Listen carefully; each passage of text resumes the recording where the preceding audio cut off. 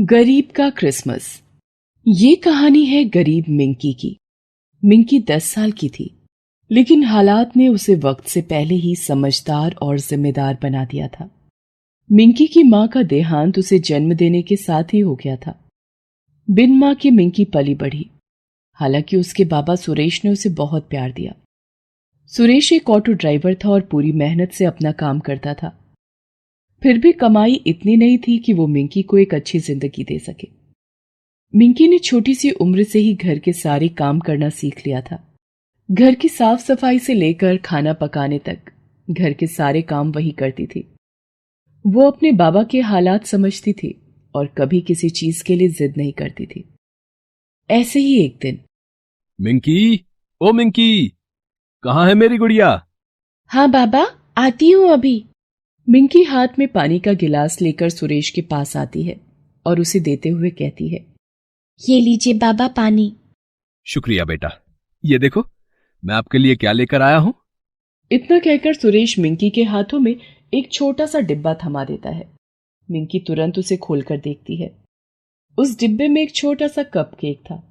मिंकी को केक खाना बहुत अच्छा लगता था। उस कप केक को देखकर मिंकी बहुत खुश हो जाती है। अरे वाह, ये कितना सुंदर है बाबा। हाँ बेटा, दिखने में जितना सुंदर है खाने में उससे भी ज्यादा अच्छा है। चलो अब जल्दी से खा लो। लेकिन बाबा, ये तो बहुत महंगा होगा ना? आपने इतने पैसे क्यों खर्च कर दिए? इस केक को देखकर मेरी गुड़िया के चेहरे पर जो मुस्कान आई, उससे ज्यादा कीमती थोड़ी ही है कुछ इस दुनिया में। मिंकी अपने बाबा के गले लग जाती है और फिर अपने बाबा के साथ बांटकर उस कप केक को खाती है। सुरेश मिंकी को स्कूल भेजना चाहता था, लेकिन ये उसके बस से बाहर था। वो दिन रात ऑटो चलाकर भी इतने पैसे नहीं जुटा पा रहा था कि घर खर्च के अलावा कुछ और सोच सके। दूसरी तरफ मिंकी को हमेशा ये देखकर बुरा लगता था कि उसके बाबा को घर चलाने के लिए कितनी मेहनत करनी पड़ती थी। मिंकी को पढ़ने का बहुत शौक था। वो अपने पड़ोस में रहने वाली मीना के पास हर रोज जाया करती थी। मीना बच्चों को ट्यूशन पढ़ाती थी। मिंकी शाम को मीना के घर जाकर उसके बर्तन धो देती थी, जिसके बदले मीना उसे अपने ट्यूशन के बच्चों के साथ कुछ देर पढ़ा देती थी। मिंकी को मीना के पास जाकर पढ़ना बहुत अच्छा लगता था। फिर एक दिन ट्यूशन के ही 2 बच्चे आपस में बातें करते हुए, अरे पिंकी, तूने इस बार क्रिसमस पर सेंटा से क्या गिफ्ट मांगा है? मैंने तो सेंटा से एक परी वाली ड्रेस मांगी है। और तूने? मैंने इस बार गिफ्ट नहीं मांगा, बल्कि एक विश मांगी है। बहुत ही खास विश है मेरी। अच्छा, तो मुझे भी बता ना, क्या विश मांगी है तूने? नहीं पागल, अपनी विश किसी को बताते नहीं है। तुझे इतना भी नहीं पता? मिंकी उन बच्चों की सारी बातें सुन रही थी। बाद में उसने मीना से पूछा, दीदी, क्रिसमस पर सेंटा सबकी विश पूरी करते हैं और सबको गिफ्ट्स देते हैं क्या? हाँ मिंकी, सेंटा उन सारे बच्चों की विशेस पूरी करते हैं जो अच्छे बच्चे होते हैं। अच्छे बच्चे मतलब? अच्छे बच्चे जो मन लगाकर पढ़ाई करते हैं, अपने बड़ों की बात मानते हैं, हर काम पूरी मेहनत से करते हैं। अच्छा, और क्या क्या होता है क्रिसमस पर? बहुत खास होता है क्रिसमस का त्योहार। सब अपने घरों को बहुत अच्छे से सजाते हैं। खास तौर पर सब लोग अपने घर में क्रिसमस ट्री तैयार करते हैं। उसे बहुत ही सुंदर तरीके से डेकोरेट करते हैं। सभी लोग चर्च जाते हैं क्रिसमस की खास प्रेयर के लिए। और फिर क्रिसमस ईव यानी शाम को सब लोग मिलकर पार्टी करते हैं, एक दूसरे को गिफ्ट देते हैं और मिलकर केक और चॉकलेट्स खाते हैं। वाह दीदी, फिर तो क्रिसमस पर तो बहुत मजा आता होगा ना? हाँ, बहुत मजा आता है। क्रिसमस के बारे में इतना सब कुछ जानकर मिंकी को बहुत अच्छा लगता है। उसके मन में भी क्रिसमस मनाने की इच्छा जाग उठती है। पूरा दिन वो इस बारे में ही सोचती रहती है और मन ही मन कहती है, सेंटा, मैं एक अच्छी बच्ची बनने की पूरी कोशिश करूंगी। आप मेरी बस एक विश पूरी कर दो। कुछ ऐसा कर दो आप जिससे मैं अपने बाबा की और मदद कर पाऊं। उन्हें पूरे दिन काम करना पड़ता है।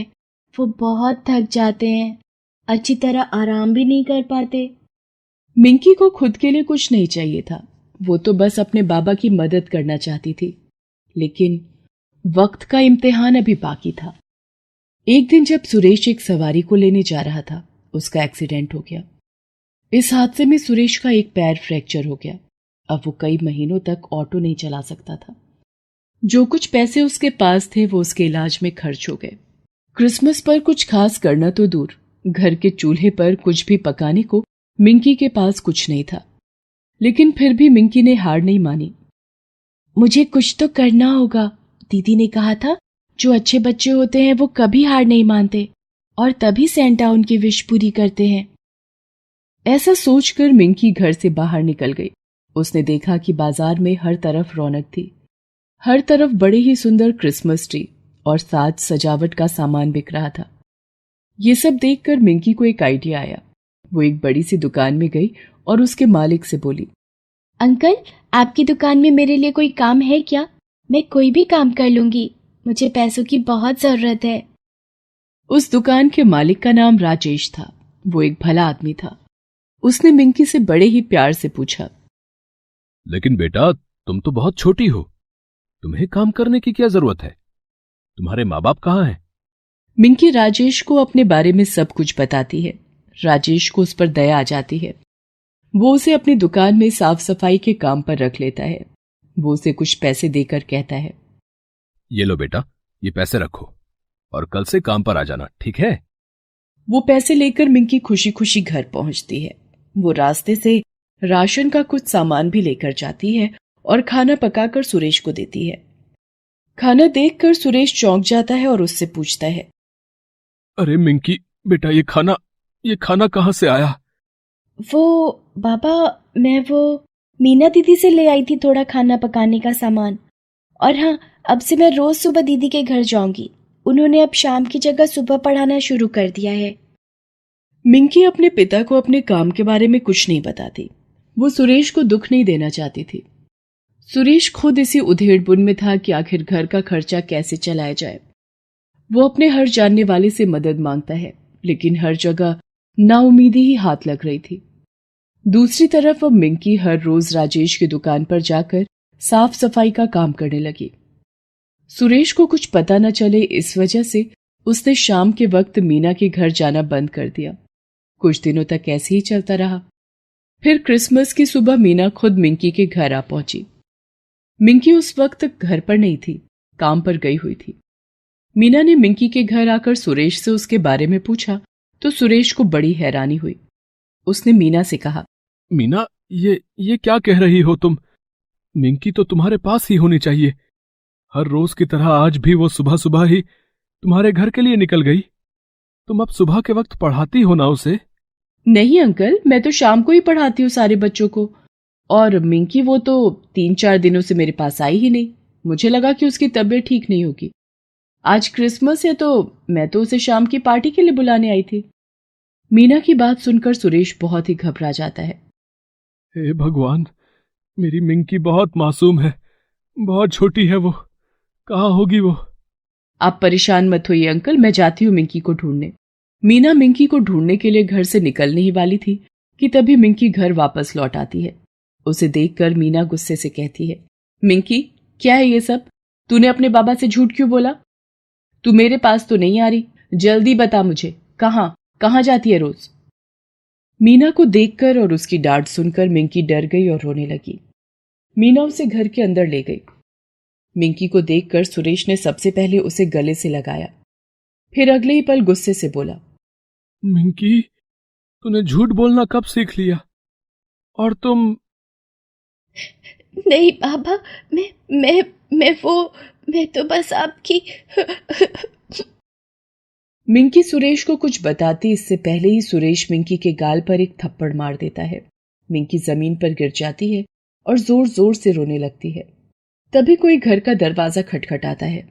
मीना दरवाजा खोलती है तो सामने राजेश खड़ा था। वो मीना से पूछता है, ये मिंकी का घर है क्या? हाँ, लेकिन आप कौन? मैं राजेश हूं। मिंकी मेरी ही दुकान पर सफाई का काम करती है। बहुत ही मेहनती बच्ची है। मैंने उसके लिए ये क्रिसमस का गिफ्ट रखा था। आज दुकान में इतने ग्राहक थे कि मिंकी को ये देने का याद ही नहीं रहा।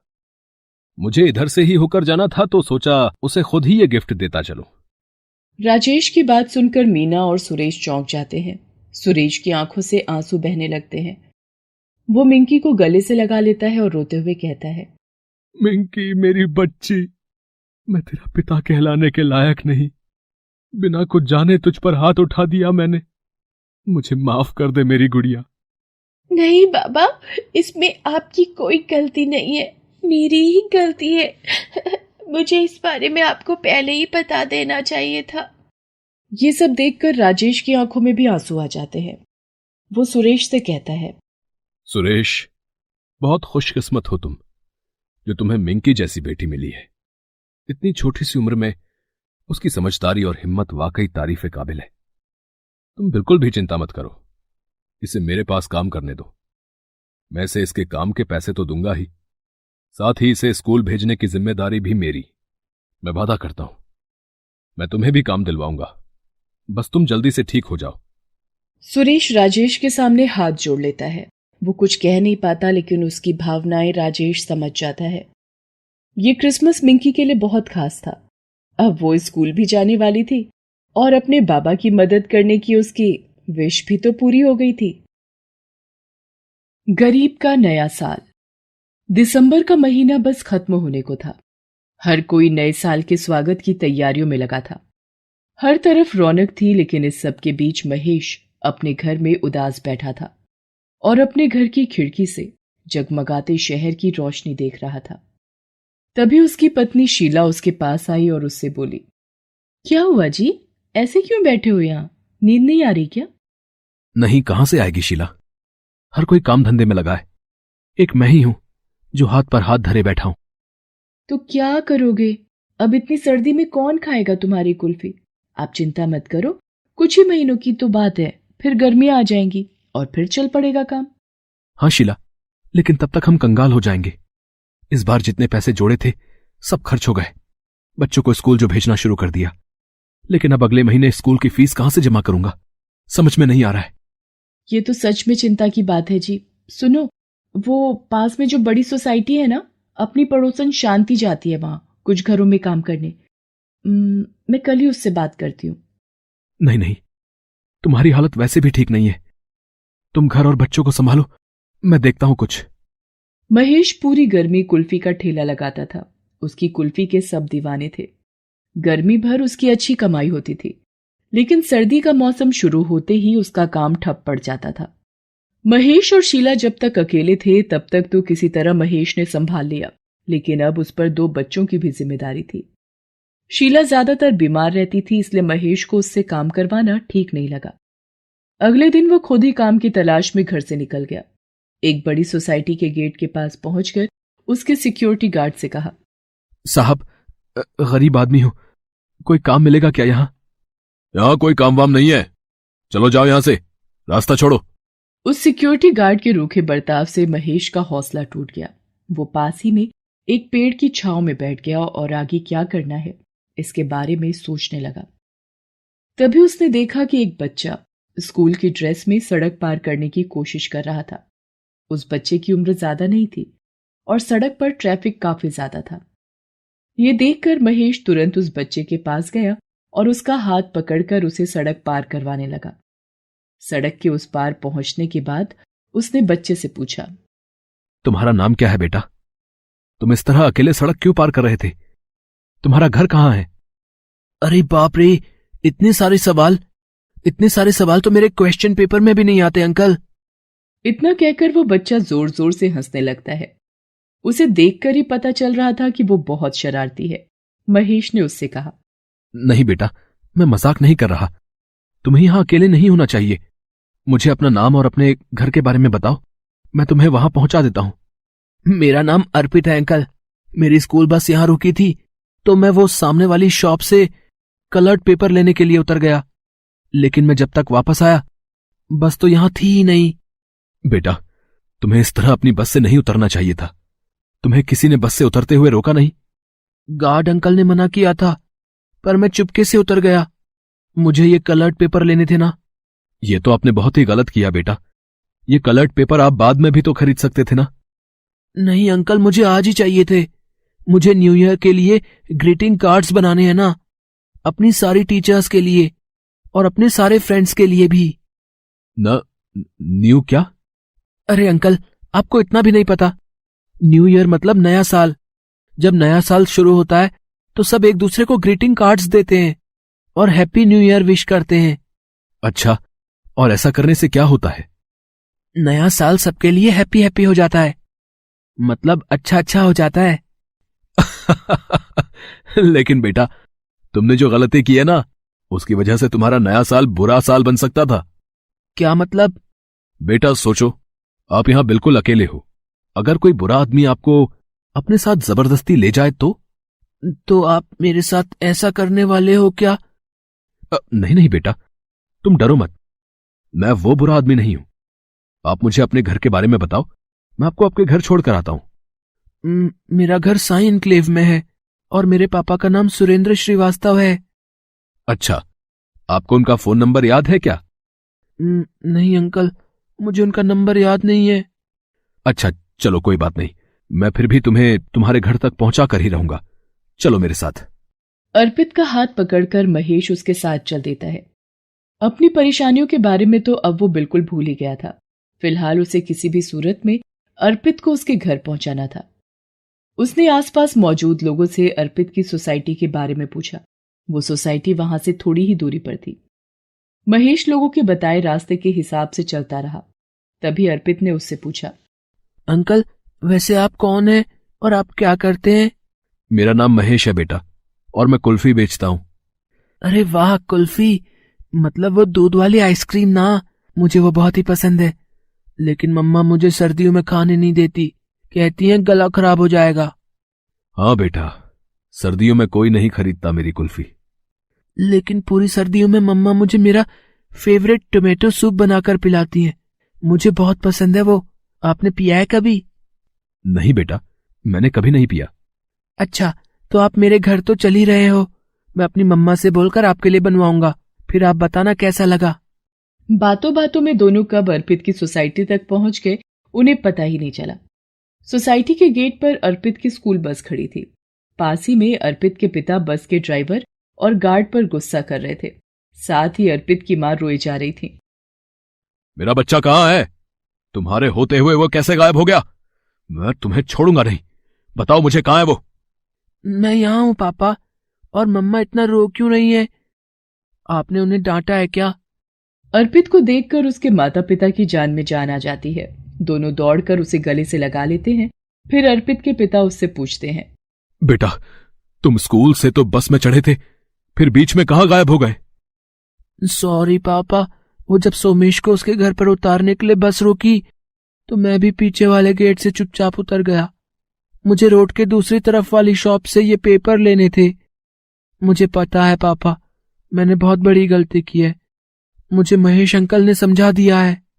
तब जाकर अर्पित के माता पिता का ध्यान महेश की तरफ जाता है, जो पास ही खड़ा था। महेश को वो दोनों शक की नजर से देखने लगते हैं, लेकिन अर्पित के पिता उससे कुछ कहते उससे पहले ही अर्पित बोल उठा, पापा, ये है महेश अंकल। इन्होंने ही मुझे रोड क्रॉस करवाई और मुझे यहाँ तक ले आए। अर्पित की बात सुनकर उसके माता पिता का नजरिया एकदम से बदल गया। अर्पित के पिता ने महेश के सामने हाथ जोड़ लिए और कहा, मैं आपको जितना भी शुक्रिया कहूं वो कम ही होगा। आप नहीं जानते, हमारे बच्चे को हम तक पहुंचाकर आपने कितना बड़ा उपकार किया है। मैं अगर कभी भी आपकी कोई मदद कर सकूं तो ये मेरी खुशनसीबी होगी। अरे नहीं नहीं, ऐसा मत कहिए। मेरे भी 2 बच्चे हैं, उन्हें देखे बिना मेरा दिन शुरू नहीं होता। और वैसे भी आपका बच्चा बहुत प्यारा है। इससे मिलकर मुझे बहुत अच्छा लगा। अच्छा तो अर्पित बेटा, अब मैं चलता हूं। फिर कभी अपनी स्कूल बस से बिना बताए नहीं उतरना, ठीक है? हाँ अंकल, मैं कभी ऐसा नहीं करूंगा। लेकिन आप ऐसे कैसे जा सकते हो? मैंने आपको प्रॉमिस किया था कि अपनी मम्मी के हाथों का बना टमाटो सूप पिलाऊंगा। मम्मा, आप पिलाओगे ना अंकल को मेरा फेवरेट सूप? मुझे भी बहुत जोर की भूख लगी है। महेश अर्पित को मना नहीं कर पाता। वो उसके साथ उसके घर जाता है। अर्पित की माँ उसका फेवरेट टमाटो सूप बनाकर लाती है। अर्पित महेश के साथ बैठकर उसे पीता है। क्यों अंकल, है ना सुपर टेस्टी? क्या बोलते हो? आपकी कुल्फी को दे दी ना टक्कर। हाँ बेटा, सच में ये तो बहुत ही अच्छा है। उस सूप को पीकर महेश सोच में पड़ जाता है। ये देखकर अर्पित के पिता उससे पूछते हैं, क्या हुआ, किस सोच में पड़ गए आप? भाई साहब, अगर आप बुरा ना माने तो क्या मैं ये सूप बनाना सीख सकता हूं क्या? आप इस सूप को बनाकर क्या करेंगे? आपको जब भी पीने का मन करे आप यहां हमारे घर आ जाइएगा। नहीं भाई साहब, बात वो नहीं है। दरअसल मैं इस सूप को बनाकर इसे बेचना चाहता हूं। गर्मियों भर तो मेरी कुल्फियां खूब बिकती हैं, लेकिन सर्दियों में मेरे पास कोई काम नहीं होता। तो मैं सोच रहा था कि इस नए साल पर यह नया काम शुरू करता हूं। हो सकता है मेरा नया साल भी हैप्पी हैप्पी हो जाए। क्यों अर्पित बेटा, सही कहा ना मैंने? बिल्कुल सही कहा अंकल। गर्मियों में कुल्फी और सर्दियों में सूप। न्यू ईयर क्या, अब तो पूरा साल हैप्पी हैप्पी होगा। अर्पित की बात पर सभी हंसने लगते हैं। अर्पित की मां महेश और शीला को सूप बनाना सिखाती है। नए साल के मौके पर महेश नया काम शुरू करता है। उसकी कुल्फियों की तरह उसका सूप भी लोगों को बहुत पसंद आता है। अब महेश को कोई चिंता नहीं थी, क्योंकि नया साल वाकई उसके लिए नई उम्मीद लेकर जो आया था।